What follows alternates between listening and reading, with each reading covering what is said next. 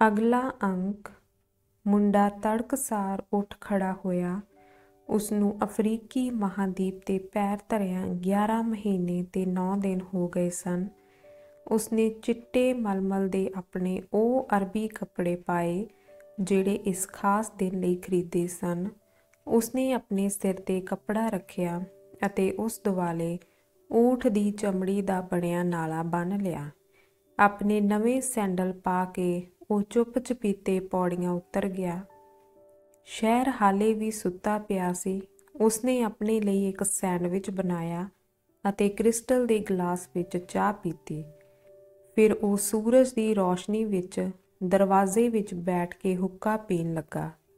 ਉਹ ਬਿਨਾਂ ਕੁਝ ਸੋਚਿਆਂ ਚੁੱਪ ਚਪੀਤੇ ਹੁੱਕਾ ਪੀਂਦਾ ਰਿਹਾ ਅਤੇ ਉਸ ਹਵਾ ਦੀ ਆਵਾਜ਼ ਸੁਣਦਾ ਰਿਹਾ ਜਿਹੜੀ ਮਾਰੂਥਲ ਦੀ ਖੁਸ਼ਬੂ ਲੈ ਕੇ ਆ ਰਹੀ ਸੀ। ਜਦੋਂ ਉਹ ਹੁੱਕਾ ਪੀ ਚੁੱਕਿਆ ਤਾਂ ਉਸਨੇ ਆਪਣੀ ਜੇਬ ਵਿੱਚ ਹੱਥ ਮਾਰੇ ਅਤੇ ਕੁਝ ਪਲਾਂ ਲਈ ਬੈਠਾ ਦੇਖਦਾ ਰਿਹਾ ਕਿ ਉਸਦੇ ਹੱਥ ਵਿੱਚ ਕੀ ਹੈ। ਉਸਦੇ ਹੱਥ ਵਿੱਚ ਪੈਸਿਆਂ ਦੀ ਦੱਥੀ ਸੀ। ਉਸ ਕੋਲ ਐਨੇ ਪੈਸੇ ਸਨ ਕਿ ਉਹ 120 ਭੇਡਾਂ, ਵਾਪਸੀ ਦੀ ਟਿਕਟ ਅਤੇ ਆਪਣੇ ਦੇਸ਼ ਵਿੱਚ ਅਫਰੀਕਾ ਤੋਂ ਸਮਾਨ ਮੰਗਵਾਉਣ ਦਾ ਲਾਇਸੈਂਸ ਲੈ ਸਕਦਾ ਸੀ। ਉਹ ਸਬਰ ਨਾਲ ਬੈਠਾ ਉਡੀਕਦਾ ਰਿਹਾ ਕਿ ਵਪਾਰੀ ਉੱਠ ਕੇ ਦੁਕਾਨ ਖੋਲ੍ਹੇ। ਫਿਰ ਦੋਵੇਂ ਜਣੇ ਹੋਰ ਚਾਹ ਪੀਣ ਲੱਗੇ। ਮੁੰਡੇ ਨੇ ਕਿਹਾ, ਮੈਂ ਅੱਜ ਜਾ ਰਿਹਾ ਹਾਂ। ਮੇਰੇ ਕੋਲ ਭੇਡਾਂ ਖਰੀਦਣ ਜੋਗਾ ਪੈਸਾ ਹੈ ਅਤੇ ਤੇਰੇ ਕੋਲ ਮੱਕੇ ਜਾਣ ਲਈ ਪੈਸਾ ਹੋ ਗਿਆ ਹੈ। ਵਡੇਰੀ ਉਮਰ ਦੇ ਵਪਾਰੀ ਨੇ ਕੁਝ ਨਾ ਕਿਹਾ। ਮੁੰਡੇ ਨੇ ਪੁੱਛਿਆ, ਕੀ ਤੂੰ ਮੈਨੂੰ ਆਸ਼ੀਰਵਾਦ ਨਹੀਂ ਦੇਵੇਂਗਾ? ਤੂੰ ਮੇਰੀ ਮਦਦ ਕੀਤੀ ਹੈ। ਬੰਦਾ ਚੁੱਪ ਚਪੀਤਾ ਚਾਹ ਤਿਆਰ ਕਰਦਾ ਰਿਹਾ। ਫਿਰ ਉਹ ਮੁੰਡੇ ਵੱਲ ਨੂੰ ਮੁੜਿਆ। ਉਸ ਕਿਹਾ, ਮੈਨੂੰ ਤੇਰੇ 'ਤੇ ਮਾਣ ਹੈ। ਤੂੰ ਮੇਰੀ ਦੁਕਾਨ ਵਿੱਚ ਇੱਕ ਨਵਾਂ ਹੁਲਾਰਾ ਲਿਆਂਦਾ ਹੈ। ਪਰ ਤੈਨੂੰ ਦੱਸਾਂ ਕਿ ਮੈਂ ਮੱਕੇ ਨਹੀਂ ਜਾ ਰਿਹਾ, ਐਨ ਉਸੇ ਤਰ੍ਹਾਂ ਹੀ ਜਿਵੇਂ ਤੂੰ ਜਾਣਦਾ ਹੈ ਕਿ ਤੂੰ ਭੇਡਾਂ ਨਹੀਂ ਖਰੀਦ ਰਿਹਾ। ਤੈਨੂੰ ਇਹ ਗੱਲ ਕਿਸਨੇ ਦੱਸੀ? ਮੁੰਡੇ ਨੇ ਹੈਰਾਨ ਹੋਏ ਨੇ ਪੁੱਛਿਆ। ਮਕਦੂਬ, ਕ੍ਰਿਸਟਲ ਦੇ ਵਪਾਰੀ ਨੇ ਕਿਹਾ ਅਤੇ ਉਸਨੇ ਮੁੰਡੇ ਨੂੰ ਆਸ਼ੀਰਵਾਦ ਦੇ ਦਿੱਤਾ। ਅਗਲਾ ਅੰਕ। ਮੁੰਡਾ ਆਪਣੇ ਕਮਰੇ ਵਿੱਚ ਗਿਆ ਤੇ ਆਪਣਾ ਸਾਜ਼ ਸਮਾਨ ਬੰਨ੍ਹ ਲਿਆ। ਇਸ ਨਾਲ 3 ਬੋਰੀਆਂ ਭਰ ਗਈਆਂ। ਜਦੋਂ ਉਹ ਜਾਣ ਲੱਗਾ ਤਾਂ ਉਸਨੇ ਕਮਰੇ ਦੇ ਕੋਨੇ ਵਿੱਚ ਪਈ ਆਪਣੀ ਪੁਰਾਣੀ ਆਜੜੀਆਂ ਵਾਲੀ ਪੋਟਲੀ ਦੇਖੀ। ਇਹ ਖੁੰਝੇ ਵਿੱਚ ਪਈ ਸੀ ਅਤੇ ਲੰਮੇ ਸਮੇਂ ਤੋਂ ਉਸਨੂੰ ਇਸ ਦਾ ਧਿਆਨ ਹੀ ਨਹੀਂ ਸੀ ਆਇਆ। ਇਹ ਸੋਚਦੇ ਹੋਏ ਕਿ ਆਪਣੀ ਜੈਕਟ ਉਹ ਗਲੀ ਵਿੱਚ ਦੇ ਦੇਵੇਗਾ, ਉਸਨੇ ਜੈਕਟ ਪੋਟਲੀ ਵਿੱਚੋਂ ਕੱਢੀ ਤਾਂ 2 ਪੱਥਰ ਜ਼ਮੀਨ 'ਤੇ ਆ ਡਿੱਗੇ, ਉਰਮ ਅਤੇ ਥੁਮਮ। ਇਸ ਨਾਲ ਮੁੰਡੇ ਨੂੰ ਉਸ ਬਜ਼ੁਰਗ ਬਾਦਸ਼ਾਹ ਦੀ ਯਾਦ ਆ ਗਈ ਅਤੇ ਉਹ ਇਹ ਮਹਿਸੂਸ ਕਰਕੇ ਹੈਰਾਨ ਰਹਿ ਗਿਆ ਕਿ ਕਿੰਨੇ ਲੰਮੇ ਸਮੇਂ ਤੋਂ ਉਸਨੇ ਉਸ ਬਾਰੇ ਸੋਚਿਆ ਤੱਕ ਨਹੀਂ ਸੀ। ਕਰੀਬ 1 ਸਾਲ ਤੱਕ ਉਹ ਲਗਾਤਾਰ ਕੰਮ ਕਰਦਾ ਰਿਹਾ ਸੀ ਅਤੇ ਉਸਦੀ ਸਿਰਫ ਇੱਕੋ ਇੱਕ ਸੋਚ ਇਹ ਸੀ ਕਿ ਉਹ ਇੰਨਾ ਪੈਸਾ ਕਮਾ ਸਕੇ ਕਿ ਮਾਣ ਸਤਿਕਾਰ ਨਾਲ ਸਪੇਨ ਵਾਪਸ ਪਰਤ ਸਕੇ। ਬਜ਼ੁਰਗ ਬਾਦਸ਼ਾਹ ਨੇ ਕਿਹਾ ਸੀ, ਕਦੇ ਵੀ ਸੁਪਨੇ ਲੈਣੇ ਬੰਦ ਨਾ ਕਰੀ, ਨਿਸ਼ਾਨੀਆਂ ਮੁਤਾਬਕ ਚੱਲੀ। ਮੁੰਡੇ ਨੇ ਉਰਮ ਤੇ ਥੁਮਮ ਚੁੱਕ ਲਏ ਅਤੇ ਇੱਕ ਵਾਰ ਫਿਰ ਉਸਨੂੰ ਇਹ ਮਹਿਸੂਸ ਹੋਇਆ ਕਿ ਬਜ਼ੁਰਗ ਬਾਦਸ਼ਾਹ ਕਿਤੇ ਨੇੜੇ ਤੇੜੇ ਹੀ ਸੀ। ਉਸਨੇ ਸਾਲ ਭਰ ਸਖਤ ਮਿਹਨਤ ਕੀਤੀ ਸੀ ਅਤੇ ਨਿਸ਼ਾਨੀਆਂ ਇਹ ਦੱਸਦੀਆਂ ਸਨ ਕਿ ਉਸਦੇ ਰਵਾਨਾ ਹੋਣ ਦਾ ਸਮਾਂ ਆ ਗਿਆ ਹੈ। ਮੁੰਡੇ ਨੇ ਸੋਚਿਆ ਕਿ ਮੈਂ ਉਹੀ ਕੁਝ ਕਰਨ ਜਾ ਰਿਹਾ ਹਾਂ ਜੋ ਕੁਝ ਮੈਂ ਪਹਿਲਾਂ ਕਰਦਾ ਰਿਹਾ ਹਾਂ। ਇਸ ਗੱਲ ਦੇ ਬਾਵਜੂਦ ਕਿ ਭੇਡਾਂ ਨੇ ਮੈਨੂੰ ਅਰਬੀ ਬੋਲਣੀ ਨਹੀਂ ਸੀ ਸਿਖਾਈ, ਪਰ ਮੁੰਡੇ ਨੇ ਉਸਨੂੰ ਇਸ ਤੋਂ ਕਿਤੇ ਅਹਿਮ ਗੱਲ ਸਿਖਾਈ ਸੀ। ਉਹ ਇਹ ਕਿ ਸੰਸਾਰ ਇੱਕ ਐਸੀ ਭਾਸ਼ਾ ਵੀ ਹੈ ਜਿਸ ਨੂੰ ਹਰ ਕੋਈ ਸਮਝਦਾ ਹੈ। ਇਹ ਉਹ ਭਾਸ਼ਾ ਸੀ ਜਿਸ ਦੀ ਵਰਤੋਂ ਮੁੰਡੇ ਨੇ ਦੁਕਾਨ ਦਾ ਸੁਧਾਰ ਕਰਨ ਦੀ ਕੋਸ਼ਿਸ਼ ਕਰਦੇ ਹੋਏ ਕੀਤੀ ਸੀ। ਇਹ ਉਤਸ਼ਾਹ ਦੀ, ਪਿਆਰ ਅਤੇ ਮੰਤਵ ਨਾਲ ਕੀਤੇ ਹੋਏ ਕੰਮਾਂ ਦੀ ਭਾਸ਼ਾ ਸੀ ਅਤੇ ਨਾਲ ਦੀ ਨਾਲ ਉਸ ਚੀਜ਼ ਦੀ ਖੋਜ ਦੀ ਭਾਸ਼ਾ ਸੀ ਜਿਸ ਦੀ ਕੋਈ ਬੰਦਾ ਇੱਛਾ ਰੱਖਦਾ ਹੋਵੇ। ਟੈਂਗੀਆਰ ਹੁਣ ਕੋਈ ਅਜਨਬੀ ਸ਼ਹਿਰ ਨਹੀਂ ਸੀ ਰਹਿ ਗਿਆ ਅਤੇ ਉਸਨੇ ਮਹਿਸੂਸ ਕੀਤਾ ਕਿ ਜਿਵੇਂ ਉਸਨੇ ਇਸ ਥਾਂ 'ਤੇ ਜਿੱਤ ਹਾਸਲ ਕੀਤੀ ਹੈ, ਉਸੇ ਤਰ੍ਹਾਂ ਹੀ ਉਸ ਸੰਸਾਰ ਨੂੰ ਵੀ ਜਿੱਤ ਸਕਦਾ ਹੈ।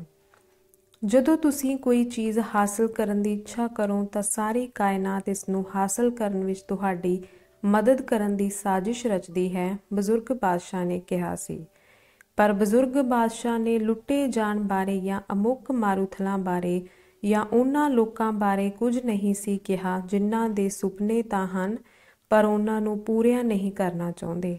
ਬਜ਼ੁਰਗ ਬਾਦਸ਼ਾਹ ਨੇ ਉਸਨੂੰ ਇਹ ਨਹੀਂ ਸੀ ਦੱਸਿਆ ਕਿ ਪਿਰਾਮਿਡ ਸਿਰਫ ਪੱਥਰਾਂ ਦੀਆਂ ਢੇਰੀਆਂ ਹਨ ਜਾਂ ਇਹ ਕਿ ਇਹਨਾਂ ਨੂੰ ਕੋਈ ਵੀ ਆਪਣੇ ਘਰ ਦੇ ਪਿਛਵਾੜੇ ਬਣਵਾ ਸਕਦਾ ਹੈ। ਅਤੇ ਉਹ ਇਹ ਵੀ ਦੱਸਣਾ ਭੁੱਲ ਗਿਆ ਸੀ ਕਿ ਜਦੋਂ ਤੁਹਾਡੇ ਕੋਲ ਆਪਣੇ ਪਹਿਲਾਂ ਵਾਲੇ ਇੱਜੜ ਨਾਲੋਂ ਵੱਧ ਭੇਡਾਂ ਖਰੀਦਣ ਜੋਗਾ ਪੈਸਾ ਹੋ ਜਾਵੇ ਤਾਂ ਤੁਹਾਨੂੰ ਇਹ ਖਰੀਦ ਲੈਣੀਆਂ ਚਾਹੀਦੀਆਂ ਹਨ। ਮੁੰਡੇ ਨੇ ਆਪਣੀ ਪੋਟਲੀ ਚੁੱਕੀ ਅਤੇ ਇਸ ਨੂੰ ਹੋਰ ਚੀਜ਼ਾਂ ਦੇ ਨਾਲ ਹੀ ਰੱਖ ਲਿਆ। ਉਹ ਪੌੜੀਆਂ ਉਤਰਿਆ ਅਤੇ ਦੇਖਿਆ ਕਿ ਵਪਾਰੀ ਇੱਕ ਵਿਦੇਸ਼ੀ ਜੋੜੇ ਨੂੰ ਸਮਾਨ ਦਿਖਾ ਰਿਹਾ ਸੀ, ਜਦੋਂ ਕਿ ਦੋ ਹੋਰ ਗਾਹਕ ਦੁਕਾਨ ਵਿੱਚ ਬੈਠੇ ਕ੍ਰਿਸਟਲ ਦੇ ਬਰਤਨਾਂ ਵਿੱਚ ਚਾਹ ਪੀ ਰਹੇ ਸਨ। ਸਵੇਰ ਦੇ ਸਮੇਂ ਜਿੰਨਾ ਕੰਮ ਆਮ ਤੌਰ 'ਤੇ ਜਿੰਨਾ ਦੁਕਾਨ ਵਿੱਚ ਹੁੰਦਾ ਹੈ ਉਸ ਨਾਲੋਂ ਵੱਧ ਦਿਖਾਈ ਦੇ ਰਿਹਾ ਸੀ। ਜਿਸ ਥਾਂ ਉਹ ਖੜਾ ਸੀ ਉੱਥੋਂ ਉਸਨੇ ਪਹਿਲੀ ਵਾਰ ਦੇਖਿਆ ਕਿ ਵਡੇਰੀ ਉਮਰ ਦੇ ਵਪਾਰੀ ਦੇ ਵਾਲ ਬਜ਼ੁਰਗ ਬਾਦਸ਼ਾਹ ਦੇ ਵਾਲਾਂ ਨਾਲ ਮਿਲਦੇ ਜੁਲਦੇ ਸਨ। ਉਸਨੂੰ ਟੈਂਗੀਆਰ ਵਿੱਚ ਪਹਿਲੇ ਦਿਨ ਦੌਰਾਨ ਮਠਿਆਈ ਵੇਚਣ ਵਾਲੇ ਦੀ ਮੁਸਕਰਾਹਟ ਚੇਤੇ ਆਈ। ਉਸ ਦਿਨ ਉਸ ਕੋਲ ਨਾ ਖਾਣ ਲਈ ਕੋਈ ਥਾਂ ਸੀ ਤੇ ਨਾ ਰਹਿਣ ਲਈ। ਉਹ ਮੁਸਕਰਾਹਟ ਵੀ ਬਜ਼ੁਰਗ ਬਾਦਸ਼ਾਹ ਦੀ ਮੁਸਕਰਾਹਟ ਵਰਗੀ ਹੀ ਸੀ। ਉਸਨੇ ਸੋਚਿਆ ਕਿ ਇਹ ਤਾਂ ਐਵੇਂ ਹੀ ਸੀ ਜਿਵੇਂ ਉਹ ਇੱਥੇ ਆਇਆ ਹੋਵੇ ਅਤੇ ਆਪਣੀ ਨਿਸ਼ਾਨੀ ਛੱਡ ਗਿਆ ਹੋਵੇ। ਇਸ ਦੇ ਬਾਵਜੂਦ ਇਹ ਲੋਕ ਕਦੇ ਵੀ ਬੁੱਢੇ ਬਾਦਸ਼ਾਹ ਨੂੰ ਨਹੀਂ ਸਨ ਮਿਲੇ। ਦੂਜੇ ਪਾਸੇ ਉਸਨੇ ਕਿਹਾ ਇਹ ਸੀ ਕਿ ਉਹ ਸਦਾ ਹੀ ਉਹਨਾਂ ਲੋਕਾਂ ਦੀ ਮਦਦ ਕਰਨ ਲਈ ਹਾਜ਼ਰ ਹੁੰਦਾ ਹੈ ਜਿਹੜੇ ਆਪੋ ਆਪਣੀ ਹੋਣੀ ਹਾਸਲ ਕਰਨ ਦੀ ਕੋਸ਼ਿਸ਼ ਕਰਦੇ ਹਨ। ਉਹ ਕ੍ਰਿਸਟਲ ਦੇ ਵਪਾਰੀ ਨੂੰ ਅਲਵਿਦਾ ਕਹੇ ਬਿਨਾਂ ਹੀ ਰਵਾਨਾ ਹੋ ਗਿਆ। ਉਹ ਨਹੀਂ ਸੀ ਚਾਹੁੰਦਾ ਕਿ ਹੋਰਾਂ ਲੋਕਾਂ ਦੀ ਮੌਜੂਦਗੀ ਵਿੱਚ ਉਹਦਾ ਰੋਣਾ ਨਿਕਲ ਜਾਵੇ। ਉਸਨੂੰ ਇਸ ਥਾਂ ਦਾ ਚੇਤਾ ਆਉਣਾ ਸੀ ਅਤੇ ਜਿਹੜੀਆਂ ਗੱਲਾਂ ਇੱਥੇ ਸਿੱਖੀਆਂ ਸਨ ਉਹਨਾਂ ਦੀ ਸਿੱਖ ਰਹਿਣੀ ਸੀ। ਪਰ ਉਸਨੂੰ ਆਪਣੇ ਆਪ ਵਿੱਚ ਪਹਿਲਾਂ ਨਾਲੋਂ ਵੱਧ ਭਰੋਸਾ ਸੀ ਅਤੇ ਮਹਿਸੂਸ ਕਰਦਾ ਸੀ ਕਿ ਉਹ ਸੰਸਾਰ ਨੂੰ ਜਿੱਤ ਸਕਦਾ ਹੈ। ਪਰ ਮੈਂ ਉਹਨਾਂ ਖੇਤਾਂ ਵਿੱਚ ਜਾ ਰਿਹਾ ਹਾਂ ਜਿਨ੍ਹਾਂ ਨੂੰ ਮੈਂ ਜਾਣਦਾ ਹਾਂ ਤਾਂ ਕਿ ਮੈਂ ਆਪਣੀਆਂ ਭੇਡਾਂ ਦੀ ਸੰਭਾਲ ਕਰ ਸਕਾਂ। ਉਸਨੇ ਆਪਣੇ ਆਪ ਨੂੰ ਦ੍ਰਿੜਤਾ ਨਾਲ ਕਿਹਾ। ਪਰ ਉਹ ਆਪਣੇ ਇਸ ਫੈਸਲੇ 'ਤੇ ਖੁਸ਼ ਨਹੀਂ ਸੀ। ਉਸਨੇ ਸਾਲ ਭਰ ਸਖਤ ਮਿਹਨਤ ਕੀਤੀ ਸੀ ਤਾਂ ਕਿ ਉਸਦਾ ਸੁਪਨਾ ਪੂਰਾ ਹੋ ਸਕੇ ਅਤੇ ਇਹ ਸੁਪਨਾ ਹਰ ਪਲ ਹੀ ਮਹੱਤਤਾ ਗੁਆ ਰਿਹਾ ਸੀ।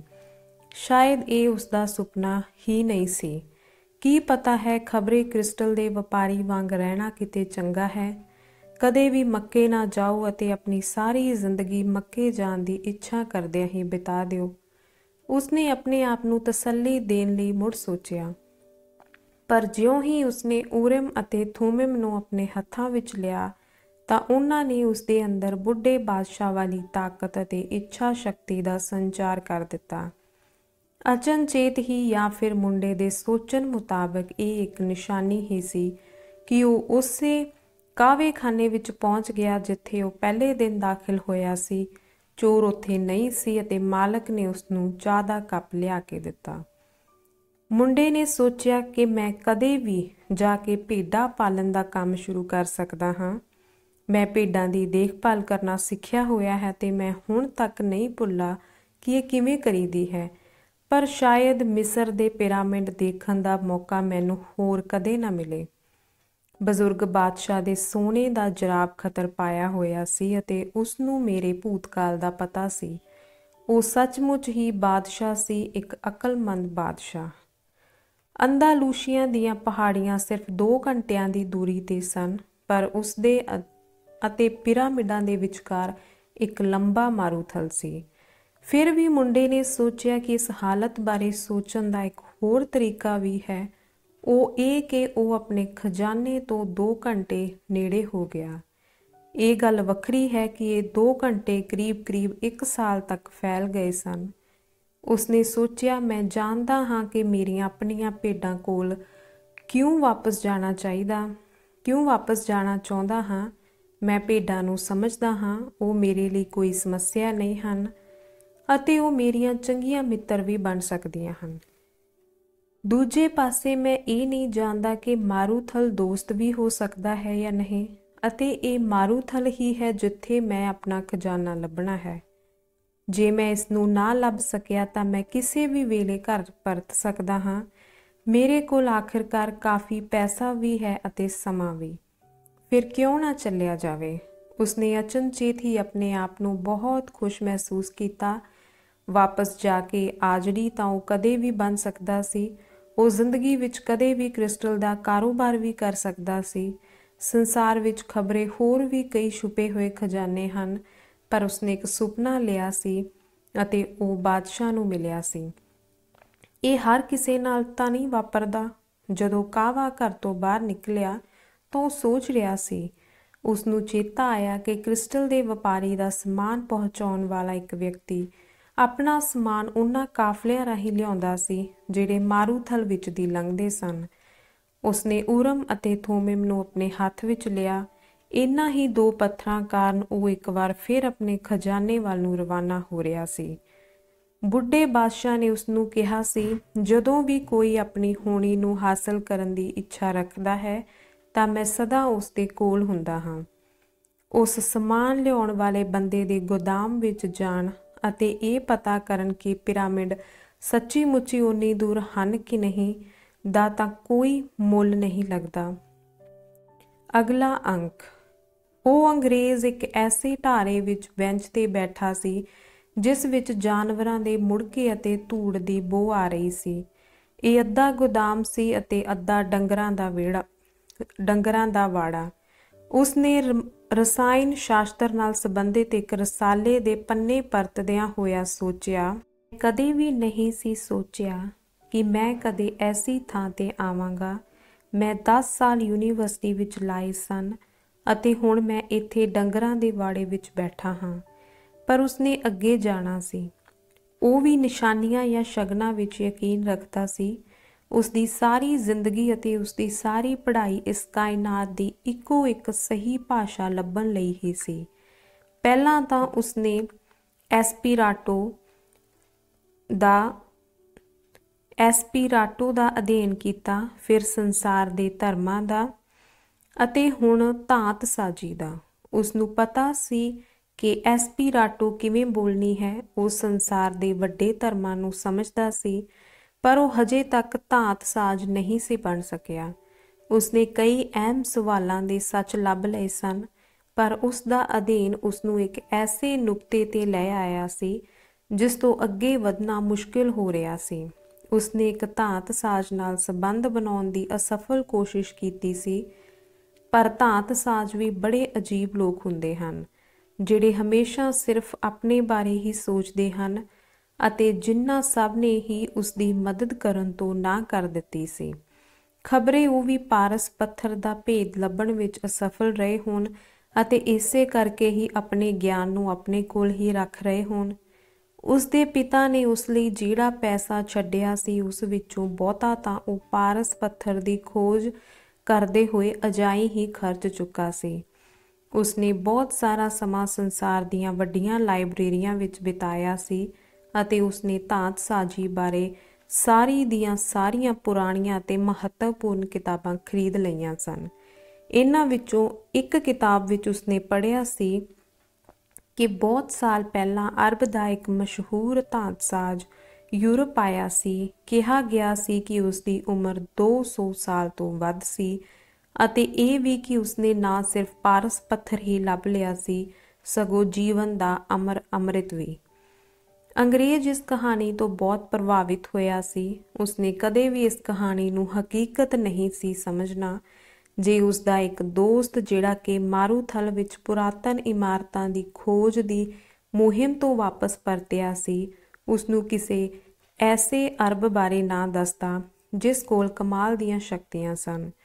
ਉਸਦੇ ਦੋਸਤ ਨੇ ਕਿਹਾ ਸੀ ਉਹ ਅਲ ਫਾਯੂਮ ਨਖਲਿਸਤਾਨ ਵਿੱਚ ਰਹਿੰਦਾ ਹੈ। ਲੋਕ ਕਹਿੰਦੇ ਹਨ ਕਿ ਉਸਦੀ ਉਮਰ 200 ਸਾਲ ਦੀ ਹੈ ਅਤੇ ਉਹ ਕਿਸੇ ਵੀ ਧਾਤ ਨੂੰ ਸੋਨੇ ਵਿੱਚ ਬਦਲ ਸਕਦਾ ਹੈ। ਅੰਗਰੇਜ਼ ਆਪਣੀ ਉਤਸੁਕਤਾ ਨੂੰ ਰੋਕ ਨਾ ਸਕਿਆ। ਉਸਨੇ ਆਪਣੇ ਹੋਰ ਸਾਰੇ ਪ੍ਰੋਗਰਾਮ ਰੱਦ ਕਰ ਦਿੱਤੇ ਅਤੇ ਆਪਣੀਆਂ ਸਭ ਤੋਂ ਮਹੱਤਵਪੂਰਨ ਕਿਤਾਬਾਂ ਇਕੱਠੀਆਂ ਕਰ ਲਈਆਂ। ਹੁਣ ਉਹ ਇੱਥੇ ਧੂੜ ਭਰੇ ਅਤੇ ਗੰਦਗੀ ਬਦਬੂ ਵਾਲੇ ਗੋਦਾਮ ਦੇ ਅੰਦਰ ਬੈਠਾ ਸੀ। ਬਾਹਰ ਸਹਾਰਾ ਮਾਰੂਥਲ ਲੰਘਣ ਲਈ ਕਾਫਲਾ ਤਿਆਰ ਹੋ ਰਿਹਾ ਸੀ ਅਤੇ ਇਸ ਕਾਫਲੇ ਨੇ ਅਲ ਫਾਯੂਮ ਕੋਲੋਂ ਦੀ ਲੰਘਣਾ ਸੀ। ਅੰਗਰੇਜ਼ ਨੇ ਸੋਚਿਆ ਕਿ ਮੈਂ ਉਸ ਹਾਦਸਾ ਨੂੰ ਜ਼ਰੂਰ ਲੱਭ ਕੇ ਹਟਾਂਗਾ। ਅਜਿਹਾ ਸੋਚਦੇ ਹੋਏ ਜਾਨਵਰਾਂ ਦੀ ਬਦਬੂ ਕੁਝ ਹੋਰ ਸਹਿਣਯੋਗ ਹੋ ਗਈ ਸੀ। ਆਪਣੇ ਸਮਾਨ ਨਾਲ ਲੱਦਿਆ ਹੋਇਆ ਇੱਕ ਨੌਜਵਾਨ ਅਰਬ ਦਾਖਲ ਹੋਇਆ। ਫਿਰ ਉਸਨੇ ਅੰਗਰੇਜ਼ ਨੂੰ ਸੁਲਾਹ ਮਾਰੀ। ਨੌਜਵਾਨ ਅਰਬ ਪੁੱਛਣ ਲੱਗਾ, ਤੁਸੀਂ ਕਿੱਥੇ ਜਾ ਰਹੇ ਹੋ? ਮੈਂ ਮਾਰੂਥਲ ਵਿੱਚ ਜਾ ਰਿਹਾ ਹਾਂ, ਅੰਗਰੇਜ਼ ਨੇ ਕਿਹਾ ਅਤੇ ਮੁੜ ਪੜ੍ਹਨ ਲੱਗਾ। ਉਹ ਇਸ ਵੇਲੇ ਕਿਸੇ ਤਰ੍ਹਾਂ ਦੀ ਗੱਲਬਾਤ ਨਹੀਂ ਸੀ ਕਰਨਾ ਚਾਹੁੰਦਾ। ਉਹ ਚਾਹੁੰਦਾ ਸੀ ਕਿ ਪਿਛਲੇ ਸਾਲਾਂ ਦੌਰਾਨ ਉਸਨੇ ਜੋ ਕੁਝ ਵੀ ਸਿੱਖਿਆ ਸੀ ਉਹ ਸਭ ਕਾਸੇ ਨੂੰ ਮੁੜ ਚੇਤੇ ਕਰ ਸਕੇ, ਕਿਉਂਕਿ ਹਾਦਸਾ ਜ਼ਰੂਰ ਹੀ ਉਸਦਾ ਇਮਤਿਹਾਨ ਲਵੇਗਾ। ਨੌਜਵਾਨ ਅਰਬ ਨੇ ਇੱਕ ਕਿਤਾਬ ਕੱਢੀ ਅਤੇ ਇਸ ਨੂੰ ਪੜ੍ਹਨਾ ਸ਼ੁਰੂ ਕਰ ਦਿੱਤਾ। ਇਹ ਕਿਤਾਬ ਸਪੇਨੀ ਭਾਸ਼ਾ ਵਿੱਚ ਲਿਖੀ ਹੋਈ ਸੀ। ਅੰਗਰੇਜ਼ ਨੇ ਸੋਚਿਆ ਕਿ ਇਹ ਚੰਗੀ ਗੱਲ ਹੋਈ। ਉਹ ਅਰਬੀ ਨਾਲੋਂ ਸਪੇਨੀ ਭਾਸ਼ਾ ਚੰਗੀ ਬੋਲ ਸਕਦਾ ਸੀ ਅਤੇ ਜੇ ਇਹ ਮੁੰਡਾ ਵੀ ਅਲ ਫਾਯੂਮ ਤੱਕ ਜਾ ਰਿਹਾ ਹੋਵੇ ਤਾਂ ਉਸਨੂੰ ਇੱਕ ਐਸੇ ਬੰਦੇ ਦਾ ਸਾਥ ਮਿਲ ਜਾਏਗਾ ਜਿਸ ਨਾਲ ਉਹ ਉਦੋਂ ਗੱਲਬਾਤ ਕਰ ਸਕੇਗਾ ਜਦੋਂ ਉਸ ਕੋਲ ਕਰਨ ਲਈ ਕੋਈ ਬਿਹਤਰ ਕੰਮ ਨਹੀਂ ਹੋਵੇਗਾ। ਅਗਲਾ ਅੰਕ। ਮੁੰਡੇ ਨੇ ਇੱਕ ਵਾਰ ਫੇਰ ਕਿਤਾਬ ਦੇ ਸ਼ੁਰੂ ਵਿੱਚ ਲਿਖਿਆ ਹੋਇਆ ਮੁਰਦਾ ਦਫਨ ਕਰਨ ਦਾ ਦ੍ਰਿਸ਼ ਪੜ੍ਹਨ ਦੀ ਕੋਸ਼ਿਸ਼ ਕੀਤੀ ਅਤੇ ਆਪਣੇ ਆਪ ਨੂੰ ਹੀ ਕਿਹਾ, ਬੜੀ ਅਜੀਬ ਗੱਲ ਹੈ। ਮੈਂ 2 ਸਾਲ ਤੋਂ ਇਹ ਕਿਤਾਬ ਪੜ੍ਹਨ ਦੀ ਕੋਸ਼ਿਸ਼ ਕਰ ਰਿਹਾ ਹਾਂ, ਪਰ ਮੈਂ ਪਹਿਲੇ ਕੁਝ ਪੰਨਿਆਂ ਤੋਂ ਅੱਗੇ ਵੱਧ ਹੀ ਨਹੀਂ ਸਕਿਆ। ਭਾਵੇਂ ਹੁਣ ਬਾਦਸ਼ਾਹ ਉਸਦੇ ਕਿਤਾਬ ਪੜ੍ਹਨ ਵਿੱਚ ਰੁਕਾਵਟ ਨਹੀਂ ਸੀ ਪਾਉਂਦਾ, ਫਿਰ ਵੀ ਉਹ ਇਸ ਵੱਲ ਧਿਆਨ ਲਗਾਉਣ ਦੇ ਸਮਰਥ ਨਹੀਂ ਹੋ ਰਿਹਾ ਸੀ। ਆਪਣੇ ਕੀਤੇ ਹੋਏ ਫੈਸਲੇ ਤੇ ਉਸਦੇ ਮਨ ਵਿੱਚ ਹਾਲੇ ਵੀ ਕੁਝ ਸ਼ੰਕੇ ਸਨ। ਹਰੇਕ ਗੱਲ ਉਹਨੂੰ ਸਮਝ ਆ ਗਈ ਸੀ ਕਿ ਫੈਸਲਾ ਕਰਨਾ ਸਿਰਫ ਅਗਲੀਆਂ ਘਟਨਾਵਾਂ ਦਾ ਮੁੱਢ ਮਾਤਰ ਹੀ ਹੁੰਦਾ ਹੈ। ਜਦੋਂ ਬੰਦਾ ਕੋਈ ਫੈਸਲਾ ਕਰਦਾ ਹੈ ਤਾਂ ਉਹ ਸੱਚਮੁੱਚ ਹੀ ਕਿਸੇ ਐਸੇ ਤੇਜ਼ ਵਹਾਅ ਵਿੱਚ ਛਾਲ ਮਾਰ ਰਿਹਾ ਹੁੰਦਾ ਹੈ ਜਿਹੜਾ ਉਸਨੂੰ ਐਸੀਆਂ ਥਾਵਾਂ ਤੇ ਲੈ ਜਾਏਗਾ ਜਿਨ੍ਹਾਂ ਦਾ ਉਸਨੇ ਪਹਿਲਾਂ ਫੈਸਲਾ ਕਰਨ ਵੇਲੇ ਸੁਪਨਾ ਵੀ ਨਹੀਂ ਲਿਆ ਹੁੰਦਾ। ਉਸਨੇ ਸੋਚਿਆ, ਜਦੋਂ ਮੈਂ ਆਪਣਾ ਖਜ਼ਾਨਾ ਲੱਭਣ ਦਾ ਫੈਸਲਾ ਕੀਤਾ ਸੀ ਤਾਂ ਮੈਂ ਕਦੇ ਵੀ ਕਲਪਨਾ ਨਹੀਂ ਸੀ ਕੀਤੀ ਕਿ ਕਦੇ ਮੈਂ ਸ਼ੀਸ਼ੇ ਦੇ ਸਮਾਨ ਦੀ ਦੁਕਾਨ ਤੇ ਵੀ ਕੰਮ ਕਰਾਂਗਾ। ਇਸ ਕਾਫਲੇ ਵਿੱਚ ਸ਼ਾਮਲ ਹੋਣਾ ਮੇਰਾ ਫੈਸਲਾ ਹੋ ਸਕਦਾ ਹੈ, ਪਰ ਅੱਗੋਂ ਕੀ ਹੋਣ ਵਾਲਾ ਹੈ ਇਹ ਮੇਰੇ ਲਈ ਭੇਤ ਹੈ। ਲਾਗੇ ਹੀ ਅੰਗਰੇਜ਼ ਬੈਠਾ ਕਿਤਾਬ ਪੜ੍ਹ ਰਿਹਾ ਸੀ। ਉਸਦਾ ਵਤੀਰਾ ਗੈਰ ਦੋਸਤਾਨਾ ਸੀ ਅਤੇ ਜਦੋਂ ਮੁੰਡਾ ਦਾਖਲ ਹੋਇਆ ਸੀ ਤਾਂ ਅੰਗਰੇਜ਼ ਨੇ ਪਰੇਸ਼ਾਨੀ ਮਹਿਸੂਸ ਕੀਤੀ ਸੀ। ਉਹ ਮਿੱਤਰਚਾਰਾ ਕਰ ਸਕਦੇ ਸਨ, ਪਰ ਅੰਗਰੇਜ਼ ਨੇ ਹੀ ਗੱਲਬਾਤ ਬੰਦ ਕਰ ਦਿੱਤੀ ਸੀ। ਮੁੰਡੇ ਨੇ ਕਿਤਾਬ ਬੰਦ ਕਰ ਦਿੱਤੀ। ਉਸਨੇ ਮਹਿਸੂਸ ਕੀਤਾ ਕਿ ਅੱਜ ਦੀ ਰਾਤ ਐਸਾ ਕੁਝ ਨਹੀਂ ਕਰਨਾ ਚਾਹੀਦਾ ਜਿਸ ਨਾਲ ਉਸਨੂੰ ਅੰਗਰੇਜ਼ ਵੱਲ ਦੇਖਣਾ ਪਵੇ। ਉਸਨੇ ਆਪਣੀ ਜੇਬ ਵਿੱਚੋਂ ਊਰਮ ਤੇ ਥੋਮਿਮ ਕੱਢੇ ਤੇ ਇਹਨਾਂ ਨਾਲ ਖੇਡਣਾ ਸ਼ੁਰੂ ਕਰ ਦਿੱਤਾ। ਊਰਿਮ ਤੇ ਥੋਮਿਮ, ਅੰਗਰੇਜ਼ ਨੇ ਚੀਕ ਕੇ ਕਿਹਾ। ਤੁਰੰਤ ਹੀ ਮੁੰਡੇ ਨੇ ਇਹਨਾਂ ਨੂੰ ਆਪਣੀ ਜੇਬ ਵਿੱਚ ਪਾ ਲਿਆ। ਉਹ ਕਹਿਣ ਲੱਗਾ, ਇਹ ਮੈਂ ਵੇਚਣੇ ਨਹੀਂ ਹਨ। ਅੰਗਰੇਜ਼ ਨੇ ਜਵਾਬ ਦਿੱਤਾ, ਇਹ ਬਹੁਤੇ ਕੀਮਤੀ ਨਹੀਂ ਹਨ। ਇਹ ਸਿਰਫ ਪੱਥਰ ਦੇ ਕ੍ਰਿਸਟਲ ਦੇ ਬਣੇ ਹੋਏ ਹਨ ਅਤੇ ਧਰਤੀ ਤੇ ਲੱਖਾਂ ਕਰੋੜਾਂ ਪੱਥਰ ਦੇ ਕ੍ਰਿਸਟਲ ਮਿਲਦੇ ਹਨ, ਪਰ ਜਿਹੜੇ ਲੋਕਾਂ ਨੂੰ ਇਹਨਾਂ ਬਾਰੇ ਪਤਾ ਹੈ ਉਹਨਾਂ ਨੂੰ ਊਰਿਮ ਤੇ ਥੋਮਿਮ ਬਾਰੇ ਵੀ ਪਤਾ ਹੋਵੇਗਾ। ਮੈਨੂੰ ਨਹੀਂ ਸੀ ਪਤਾ ਕਿ ਸੰਸਾਰ ਦੇ ਇਹਨਾਂ ਭਾਗਾਂ ਵਿੱਚ ਵੀ ਇਹ ਮਿਲ ਜਾਂਦੇ ਹਨ। ਮੁੰਡੇ ਨੇ ਜਵਾਬ ਦਿੱਤਾ, ਇਹ ਮੈਨੂੰ ਇੱਕ ਬਾਦਸ਼ਾਹ ਨੇ ਤੋਹਫੇ ਵਜੋਂ ਦਿੱਤੇ ਸਨ। ਅਜਨਬੀ ਨੇ ਕੋਈ ਜਵਾਬ ਨਾ ਦਿੱਤਾ। ਇਸ ਦੀ ਥਾਂ ਉਸਨੇ ਆਪਣੀ ਜੇਬ ਵਿੱਚ ਹੱਥ ਪਾਇਆ ਤੇ ਐਨ ਉਸੇ ਤਰ੍ਹਾਂ ਦੇ 2 ਪੱਥਰ ਕੱਢੇ ਜਿਸ ਤਰ੍ਹਾਂ ਦੇ ਮੁੰਡੇ ਕੋਲ ਸਨ। ਉਸ ਪੁੱਛਿਆ, ਤੂੰ ਕੀ ਕਿਹਾ ਹੈ ਬਾਦਸ਼ਾਹ? ਮੈਨੂੰ ਲੱਗਦਾ ਹੈ ਕਿ ਤੈਨੂੰ ਇਸ ਗੱਲ ਦਾ ਯਕੀਨ ਨਹੀਂ ਕਿ ਕੋਈ ਬਾਦਸ਼ਾਹ ਮੇਰੇ ਵਰਗੇ ਆਜੜੀ ਬੰਦੇ ਨਾਲ ਵੀ ਕੋਈ ਗੱਲ ਕਰੇਗਾ। ਉਸਨੇ ਗੱਲਬਾਤ ਨੂੰ ਖਤਮ ਕਰਨ ਦੇ ਮਕਸਦ ਨਾਲ ਕਿਹਾ, ਬਿਲਕੁਲ ਨਹੀਂ। ਸਭ ਤੋਂ ਪਹਿਲਾਂ ਆਜੜੀਆਂ ਨੇ ਹੀ ਤਾਂ ਉਸ ਬਾਦਸ਼ਾਹ ਨੂੰ ਪਛਾਣਿਆ ਸੀ ਜਿਸ ਨੂੰ ਬਾਕੀ ਦੇ ਸੰਸਾਰ ਨੇ ਮੰਨਣ ਤੋਂ ਨਾ ਕਰ ਦਿੱਤੀ ਸੀ। ਇਸ ਲਈ ਕੋਈ ਹੈਰਾਨੀ ਵਾਲੀ ਗੱਲ ਨਹੀਂ ਕਿ ਸ਼ਹਿਨਸ਼ਾਹ ਆਜੜੀਆਂ ਨਾਲ ਗੱਲ ਕਰਨ। ਇਸ ਤਰ੍ਹਾਂ ਉਹ ਲਗਾਤਾਰ ਗੱਲਾਂ ਕਰਦਾ ਰਿਹਾ। ਉਹਨੂੰ ਡਰ ਸੀ ਕਿ ਖਬਰੇ ਮੁੰਡਾ ਉਸਦੀਆਂ ਗੱਲਾਂ ਨੂੰ ਸਮਝ ਨਾ ਸਕੇ। ਉਸ ਕਿਹਾ, ਇਹ ਬਾਈਬਲ ਵਿੱਚ ਲਿਖਿਆ ਹੋਇਆ ਹੈ। ਇਹ ਉਹੀ ਕਿਤਾਬ ਹੈ ਜਿਸਨੇ ਮੈਨੂੰ ਊਰਮ ਅਤੇ ਥੋਮਿਮ ਬਾਰੇ ਜਾਣਕਾਰੀ ਦਿੱਤੀ। ਇਹ ਹੀ ਪੱਥਰ ਹਨ ਜਿਹੜੇ ਈਸ਼ਵਰ ਵੱਲੋਂ ਪਵਿੱਤਰ ਮੰਨੇ ਗਏ ਸਨ। ਪਾਦਰੀ ਲੋਕ ਇਹਨਾਂ ਨੂੰ ਸੋਨੇ ਦੇ ਜਰਾਬ ਖਾਤਰਾਂ ਵਿੱਚ ਜੜ ਕੇ ਰੱਖਦੇ ਹਨ। ਮੁੰਡੇ ਨੂੰ ਅਚਨਚੇਤ ਹੀ ਇਸ ਗੱਲ ਦੀ ਖੁਸ਼ੀ ਹੋਈ ਕਿ ਉਹ ਇੱਥੇ ਗੋਦਾਮ ਵਿੱਚ ਪਹੁੰਚ ਗਿਆ ਸੀ। ਅਗਲੇ ਦਿਨ ਆਵਾਜ਼ ਨੂੰ ਰਤਾ ਕੁ ਉੱਚੀ ਕਰਦੇ ਹੋਏ ਕਿਹਾ, ਸ਼ਾਇਦ ਇਹ ਕੋਈ ਨਿਸ਼ਾਨੀ ਹੈ। ਤੈਨੂੰ ਇਹਨਾਂ ਗੱਲਾਂ ਬਾਰੇ ਕਿਸਨੇ ਦੱਸਿਆ? ਮੁੰਡੇ ਦੀ ਦਿਲਚਸਪੀ ਪਲ ਪਲ ਵੱਧਦੀ ਜਾ ਰਹੀ ਸੀ।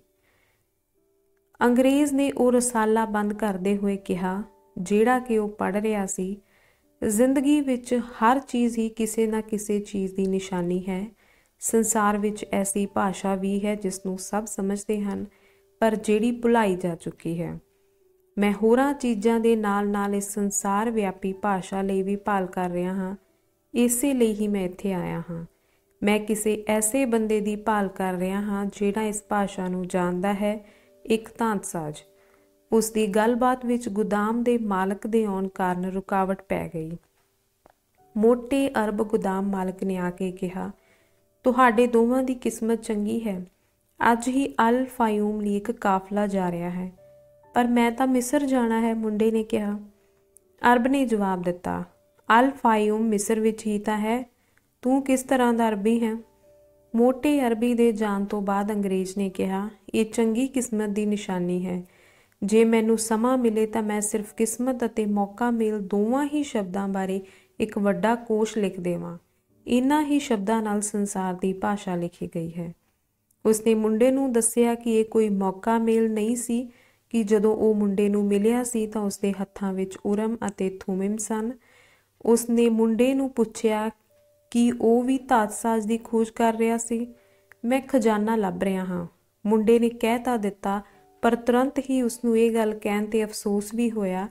ਪਰ ਇਉਂ ਲੱਗਾ ਜਿਵੇਂ ਅੰਗਰੇਜ਼ ਇਸਨੂੰ ਬਹੁਤੀ ਅਹਿਮੀਅਤ ਨਹੀਂ ਸੀ ਦੇ ਰਿਹਾ। ਉਹ ਕਹਿਣ ਲੱਗਾ, ਇੱਕ ਤਰੀਕੇ ਨਾਲ ਮੈਂ ਵੀ ਇਹੀ ਕਰ ਰਿਹਾ ਹਾਂ। ਮੈਨੂੰ ਨਹੀਂ ਪਤਾ ਕਿ ਧਾਂਤਸਾਜ਼ੀ ਕੀ ਹੁੰਦੀ ਹੈ। ਮੁੰਡਾ ਹਾਲੇ ਕਹਿ ਹੀ ਰਿਹਾ ਸੀ ਕਿ ਗੋਦਾਮ ਦੇ ਮਾਲਕ ਨੇ ਉਹਨਾਂ ਨੂੰ ਬਾਹਰ ਬੁਲਾ ਲਿਆ। ਅਗਲਾ ਅੰਕ।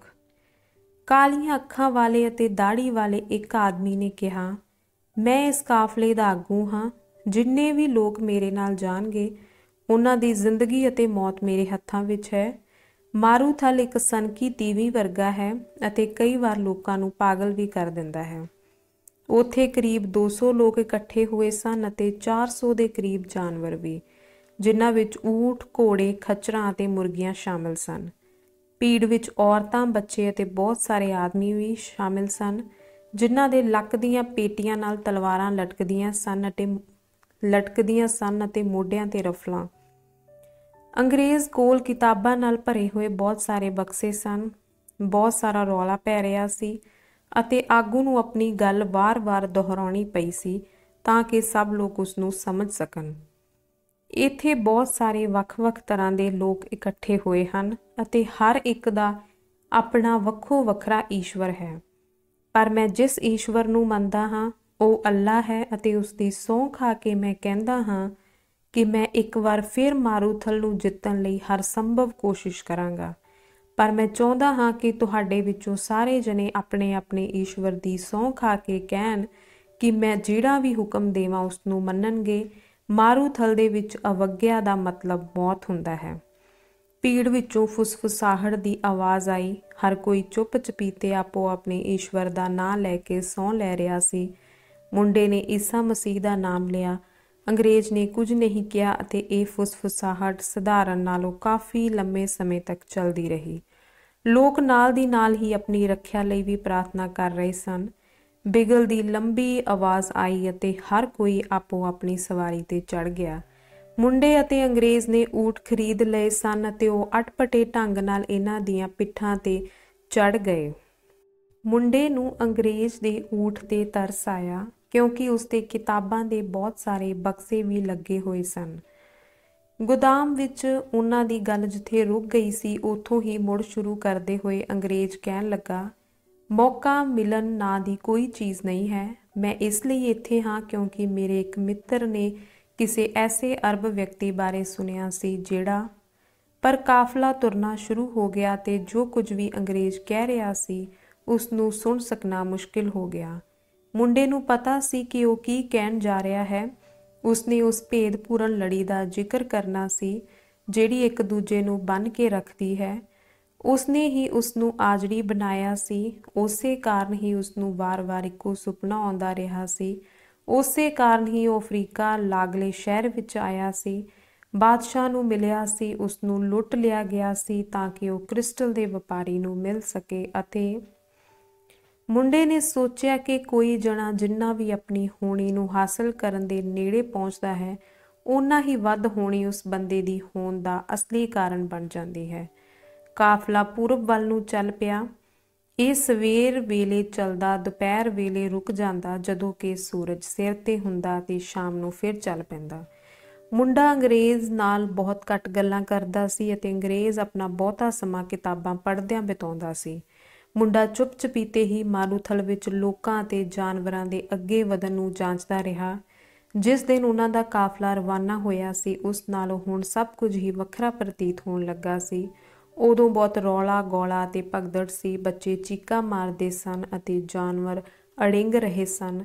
ਇਹਨਾਂ ਸਭ ਦੇ ਵਿੱਚ ਹੀ ਗਾਡੀ ਰਾਹਾਂ ਅਤੇ ਵਪਾਰੀਆਂ ਦੀਆਂ ਘਬਰਾਹਟ ਭਰੀਆਂ ਗੱਲਾਂ ਵੀ ਰਲੀਆਂ ਹੋਈਆਂ ਸਨ। ਪਰ ਮਾਰੂਥਲ ਵਿੱਚ ਸਿਰਫ ਤੇ ਸਿਰਫ ਸਦੀਵੀ ਹਵਾ ਦੀ ਹੀ ਆਵਾਜ਼ ਸੀ ਅਤੇ ਜਾਂ ਫਿਰ ਜਾਨਵਰਾਂ ਦੇ ਪੈਰਾਂ ਦੀ। ਇੱਥੋਂ ਤੱਕ ਕਿ ਗਾਡੀ ਰਾਹ ਦੀ ਇੱਕ ਦੂਜੇ ਨਾਲ ਬਹੁਤ ਘੱਟ ਬੋਲਦੇ ਸਨ।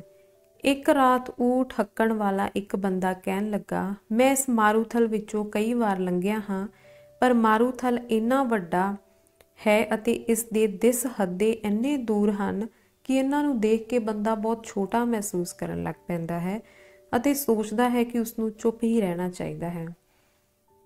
ਮੁੰਡੇ ਨੇ ਭਾਵੇਂ ਇਸ ਤੋਂ ਪਹਿਲਾਂ ਕਦੇ ਵੀ ਮਾਰੂਥਲ ਵਿੱਚ ਪੈਰ ਨਹੀਂ ਸੀ ਧਰਿਆ, ਫਿਰ ਵੀ ਉਹ ਇਸ ਗੱਲ ਨੂੰ ਤੁਰੰਤ ਹੀ ਸਮਝ ਗਿਆ।